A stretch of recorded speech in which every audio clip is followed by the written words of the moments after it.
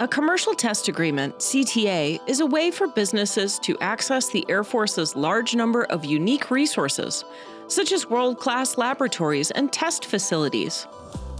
Once a business has formed a CTA with the Air Force or Space Force, they pay a fee to access the specific resources they need.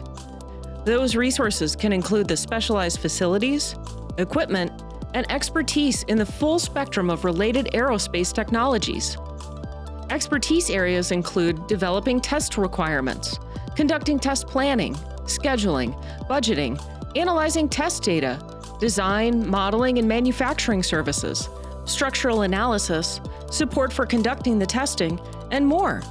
When a business forms a CTA with the Air Force or Space Force to access facilities, equipment, or expertise, all data are protected.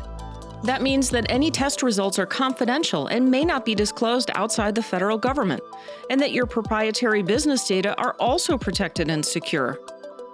This ensures that any competitive advantage that arises from accessing Air Force or Space Force resources through the CTA are retained by the business. CTAs are available to U.S. individuals, businesses, or agencies. Contact the T3 office to learn more about using commercial test agreements.